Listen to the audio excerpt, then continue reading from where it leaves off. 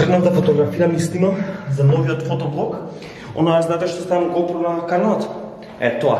Али заборев дека папата е денес во Скопје и све беше затворено. А немам влезница за тие улички што сакам да фотографирам, потребна е влезница, а не знам ни од кај се снимала. Како да е, се враќам дома и ќе снимам видео за како одговор на прашање што го добивам многу често на Инстаграм. Ги имам запишано сите што ме прашале. Само момент. Ме прашал Марко, Јусуф, Лука, Јосиф, Исмел, Јане, Елена, Анелија, Лора, Мила, Роберт, Бодан, Ветран, Теј, Бени, Ангела и Марио. Прашањето е горе-долу исто, а тоа е кои апликации, веб страни и програми ги користам за мојата фотографија. Ќе почнам со апликации, нормално, затоа што е нешто што е најмногу користено. Како и вие, така и ја најмногу ја користам Инстаграм. Паралелно со Инстаграм, за сите фотографии што ги објавувам на Инстаграм, Витеграм ми помага. Не ми се дека загонен лифт. Идам по скали, не можам да зборам. Се јавам одгоре. Пушти интро меѓу време.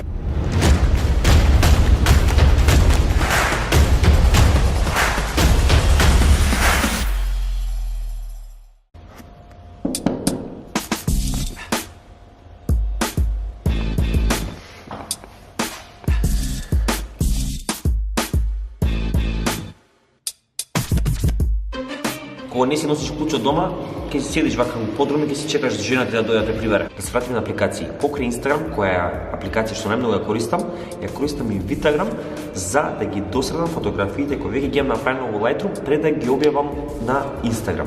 Витеграм е апликација која има премиум и фри верзија. Ја лично ја користам фри верзијата зашто тие бесплатни аџастмент што ги даваат ми се доволни за тоа што мене ми треба. Најмногу користам sharpness и фрейминг на фотографијата.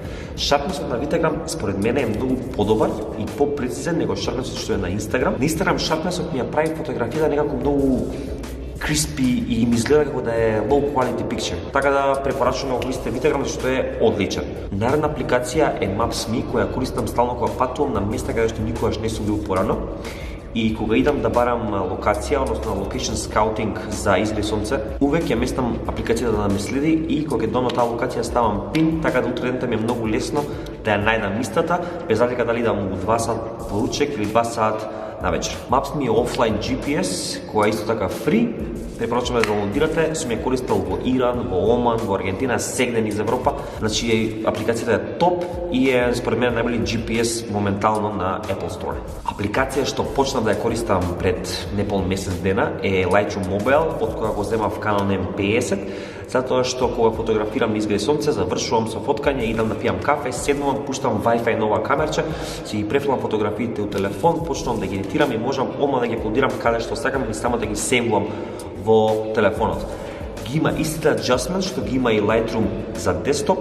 Едноставно е супер. Апликацијата е топ. Уште две апликации што ги користам многу често се YouTube и Pinterest, а тие ми се две за инспирација. Pinterest ја користам дури повеќе од YouTube затоа што кога серчам за некоја локација, предувам таму, да ги вади сите оние epic shots што се направени од фотографии кои изкликаат на изгрев сонце. Кога ќе најдам таа фотографија што ми се допаѓа, многу ми е полесно да најдам локацијата каде што е направена и ми дава некоја инспирација и ми помага да креирам планот за тоа каде ќе фотографирам кога ќе бидам таму.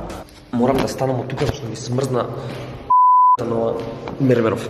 Наредно ни е веб страни што ги користам. За продавање на сток фотографија, иако не продавам многу, ја користам Shutterstock. Порано ја користев iStock, но едноставно не бев задоволен. Премногу имаат рестрикции, тешки сте со плаќање, многу чекав, Shutterstock се многу подобри. Ако планирате да почнете со сток фотографија, препорачувам да го користите Shutterstock. Да го креирам мојот вебсайт, го одбрав Smagmag, нивен клиент сум веќе 4 години, ги плаќам $10,99 месечно.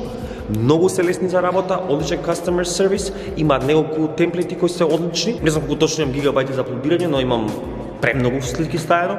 Можеш да го водиш како блог, добри се за шеринг на други социјални мрежи и е како комјунити, може да се зближиш со други фотографи. Друга ствар што е добра кај Smagmag е што секој месец вадат како книга со фотографии од нивни клиенти кои се одбрани од едиторите на Smagmag.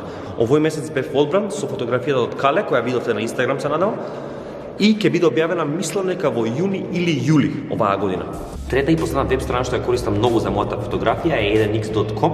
Тоа е фото комјунити каде што си правиш своје портфолио и можеш да аплодираш фотографии директно до едиторите кои одлучуваат дали твојата фотографија е доволно квалитетна за да биде во некој од нивните категории. И за крај ги оставив програмите, 99,99% е Lightroom и 0,1% го користам Photoshop. Претплатник сум на Adobe Creative Cloud, ги плаќам $10 месечно, но нешто прочитав дека има шанси цената да се дуплира, односно биде 20,99. Така да ако планирате да станете нивен претплатник, зачнете се сега за да останете на таа 10,99 цена. Друштво, тоа е тоа, гледав добрзано што се смрзнав, у подрумов е кочан, најверојатно и жена ми веќе дојде зашто го снимам повеќе од кого што ќе вие ќе го гледате. Наредно видео ќе биде од улица, можеби уште вечера ќе идам да фотографирам зајди сонце, а ако не утре идам да го правам фотовлог што го планирав за денеска. Другари, тоа е тоа, кликај лайк, кликај subscribe, се гледаме на улица наредно видео. Peace!